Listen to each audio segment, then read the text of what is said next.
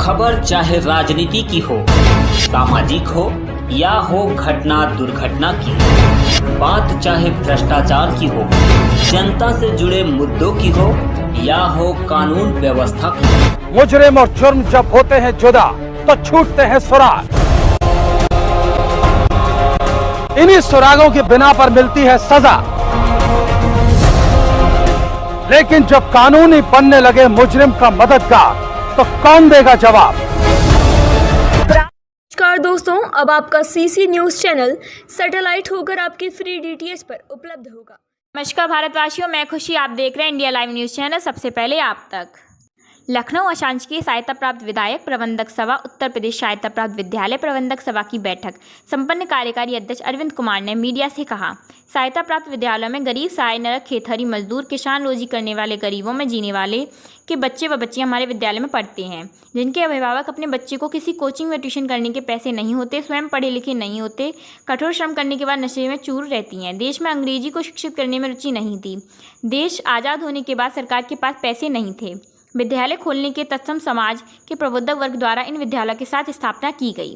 मनमोहन तिवारी ने कहा, देश की शिक्षा व्यवस्था संचालित करने में विशेष योगदान रहा। उन्होंने बताया कि एक तरफ 100 रुपये का बोर्ड फीस रुपये 600 कर सरकार अपना बैंक बैलेंस बना रही है और हम 30-40 रुपये में शिक्षा दे रहे हैं। अनुसूचित जाति के बच्चे की फीस माफ़ कर दी गई है। छात्रवृत्ति मिल रही है। हमने 20 बिंदुओं पर मांग पत्र तैयार किया, जिससे गरीबों के बच्चों का पठन पाठक सुधार किया जाए। प्रदेश की शिक्षा व्यवस्था सुधार होगी, गरीबों को अपने संतानों को एक अच्छे स्कूल में पढ़ाने का सपना पूरा होगा और शासन पर कोई व्यक्ति बोझ नहीं पड़ेगा। विद्यालयों में लिखित नहीं थे, भवन जंजर हो रहा है। अध्यापकों के लिए सेवा निर्मिति से रिक्ति पद वर्षों से खाली है, जिसमें शिक्षा व्यवस्था तब हो जाती है तत्काल अध्यापक उपलब्धता हेतु 11 माह की नियुक्ति अध्यापक पढ़े हेतु मांग की गई है। मनमोहन तिवारी, प्रबंधक सचिव बालिका इंटर कॉलेज मोतीनगर लखनऊ ने कहा, जहां एक और केंद्र सरकार की योजनाएं तथा बेटी बचाओ और शक्ति मिशन तथा अन्य योजनाओं के माध्यम से देश प्रदेश की पुत्रियों की रक्षा सुरक्षा प्रदान कर खेलकूद एवं रोजगार के क्षेत्र में आगे बढ़ाने का प्रयत्न किया जा रहा है। वहीं दूसरी ओर राजधानी लखनऊ में स्थित बालिका इंटर कॉलेज में मोतीनगर के प्ले ग्राउंड पर मोहल्ले के भूमाफिया एवं आसमा फतिमा गुंडा द्वारा कब्जा कर रात्रि में ही अवैध निर्माण कर बगैर LDA की स्वीकृति की आर कर रक्षाबंधन के दिन विद्यालय के 1000 से ज़्यादा अधिक वर्ष में 1949 में बालिकाओं को शिक्षा के लिए जन सहयोग आर्य समाज गणेशगंज लखनऊ के मैत्रिय विद्यालय के प्रबंधक मेरे पिता स्वर्गीय भुगदत्त तिवारी जी द्वारा इस विद्यालय की स्थापना की गई थी। अवैध निर्माण को रुकवाने की कोशिश करते हुए जिला प्रशासन, स्थानीय पुलिस थाना नाका व मुख्यमंत्री उत्तर प्रदेश शासन, जिला प्रशासन लखनऊ विकास प्राधिकरण से हस्तक्षेप कर अवैध निर्माण को दोष मुक्त करने की कृपा करें। जय हिंद। कि सरकार हमारे इन विद्यालयों को, जो अशासकीय सहायता प्राप्त विद्यालय है, इनके ऊपर सरकार की कोई दृष्टि नहीं है कि ये किस तरह से चलेंगे, किस तरह से इनका रखरखाव होगा। इनमें न जमादार है, न चौकीदार है, न प्रॉपर शिक्षक है। जो शिक्षक चला गया उसे शिक्षक नहीं आता। पहले हमारे एक्ट में, संविधान में सब व्यवस्था थी कि आप अगर शिक्षक चला जाए 2 महीने तक अगर शासन नहीं देता तो हम धारा 18 में उसकी टेम्परेरी नियुक्ति कर सकते हैं। अब वो सब अधिकार छिन गए। 4th क्लास को नहीं कि हम नियुक्ति कर सकते, चपरासी नहीं रहे विद्यालय, लिपिक नहीं रहे। गवर्नमेंट रोज़ खर्चा बढ़ाती है, बिजली का इतना खर्चा कर दिया, कहीं से कोई शिक्षण शुल्क नहीं है, कोई कहीं से आमदनी नहीं है और खर्चे नहीं उठा पाते। लगातार गवर्नमेंट जो है हम लोगों के ऊपर दबाव डाल रही है। पिछले 12 वर्षों से कोई भी शुल्क नहीं बढ़ा, जबकि गवर्नमेंट अपने शुल्क जो है लगातार बढ़ाते आ रही है। हमारा तो कहना ये है, गवर्नमेंट अगर हमारी कोई मांग नहीं मानती तो ना माने। गवर्नमेंट के पास अब इतनी जगह हो गई है, हर ब्लॉक में इतने विद्यालय है कि इन सब स्टाफ को ले जाए और हमारी बिल्डिंगों को खाली करे और हम यहाँ पर दोबारा से अपने विद्यालयों को चलाने का प्रयत्न करें।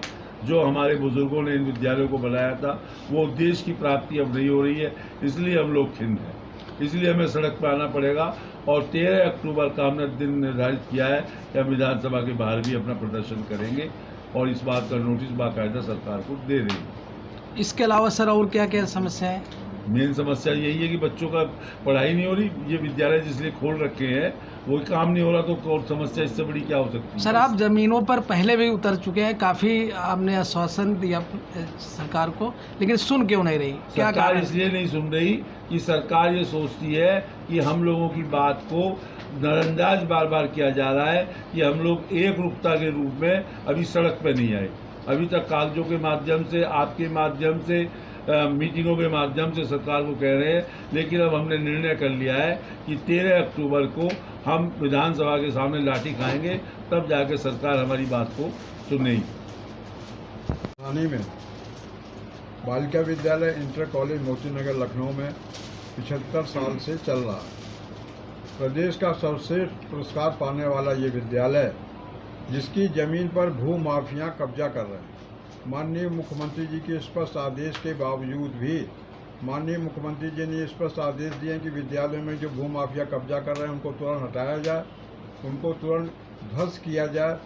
इन सब बातों के आदेशों के बावजूद भी लखनऊ नगर राजधानी में बालिका विद्यालय मोतीनगर लखनऊ में भू माफियाओं ने छात्राओं के खेल के मैदान में जो कब्जा किया है, मैं माननीय मुख्यमंत्री जी से और नगर के अधिकारियों से ये आग्रह करूंगा और ये निवेदन करूंगा कि बच्चों की रक्षा के लिए, बच्चों के खेलने के लिए, बच्चों के खेल के द्वारा विकास करने के लिए विद्यालय की मदद करें और जो भू माफियाओं ने जो कब्जा कर रखा है उसको ध्वस्त करें और उस फील्ड को खाली कराएं। क्या सर आज सरकार कहती कुछ है करती कुछ है, ऐसा आप इसके बारे में क्या कहेंगे? माननीय मुख्यमंत्री जी के स्पष्ट आदेश के बावजूद भी अधिकारी लोग उनके आदेशों को किनारे कर देते हैं, ऐसा हमको समझ में आ रहा है। माननीय मुख्यमंत्री जी का स्पष्ट आदेश है कि भू माफियाओं को समाप्त करना, भू माफियाओं को लखनऊ क्या, प्रदेश से क्या, देश से इनको हटाना की उनकी योजना है, लेकिन मुख्यमंत्री जी अकेले तो कुछ नहीं कर सकते।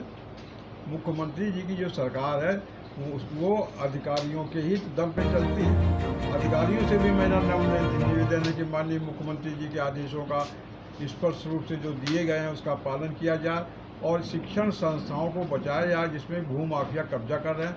मैं पुनः नगर मंत्री से, माननीय मुख्यमंत्री जी से और अन्य लोकल अधिकारियों से ये निवेदन करूंगा कि बालिका विद्यालय मोतीनगर लखनऊ में जो भू माफियाओं ने ज़मीन में कब्जा किया, जो लड़कियों के खेल के मैदान में कब्जा किया हुआ, उसको तुरंत हटाया जाए।